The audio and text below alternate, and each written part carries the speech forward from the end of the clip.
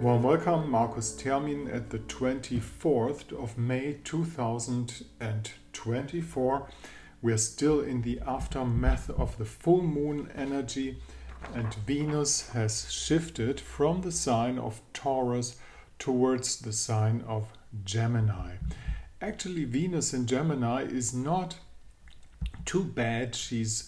That's the female butterfly energy, that's the happy woman dancing around. So that is not a bad shift, though Venus, of course, is very much stronger in the sign of Taurus. So there's one planet coming from the conjunction of Jupiter. Jupiter is still in the sign of Taurus. There's such a tiny little difference. So they are still in a conjunction, but there has been a change because Venus, the planet of harmony and Venus owns Taurus and Venus owns Libra. That means for Taurus and Libran persons, there's a change because they are coming from their strength, towards a movable energy, towards the idea that Venus people, which are mainly Taurus people and Libran people, as I told, rising signs, of course, many planets in those signs. That means when Venus shifts over to Gemini, all that comes to a move. There's airy energy, there's spirit, there's thought in there. This is important for Taurus and Libran persons, to say it a third time. At the same time as this is happening, the moon makes a square position to Saturn in the sign of Pisces. The moon in the sign of Sagittarius is a bold moon who longs to have adventures. We were born to have adventure, says the Sagittarius moon. And as it takes the square position to Saturn, those adventures are being kind of blocked by the idea of getting structures out there in the spiritual world, having structures in general, which is not easy for Saturn in Pisces anyway. It's more about dissolving structures. Anyhow you put it, it's a square position of the moon. The moon is not free in its unfolding of the energy of go out there and have adventure. At the same time, the moon makes a trine position to Mars in the sign of Aries.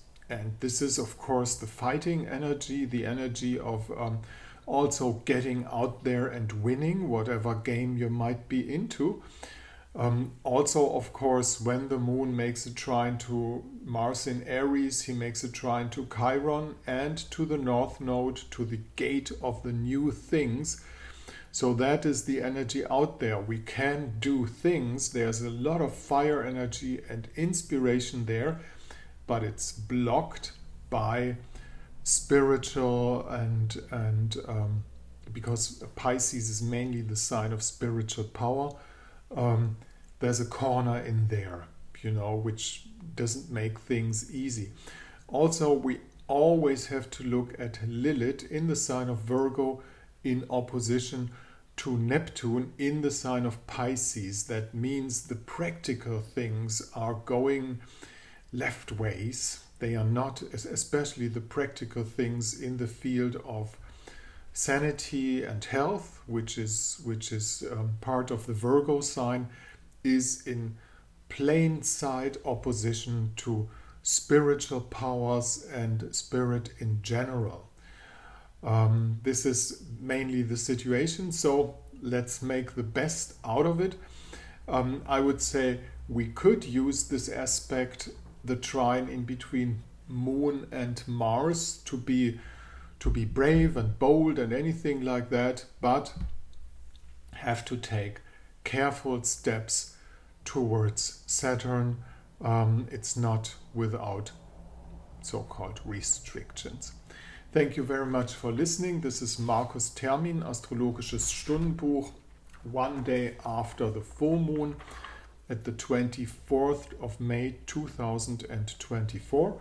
You can get in contact with this mail address, mind the DE at the end, because this is a German blog. Down here at my blog site, you'll get the conditions for a consultation.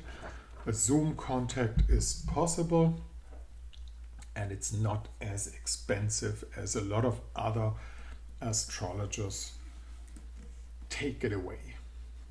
Thank you very much for listening. See you tomorrow.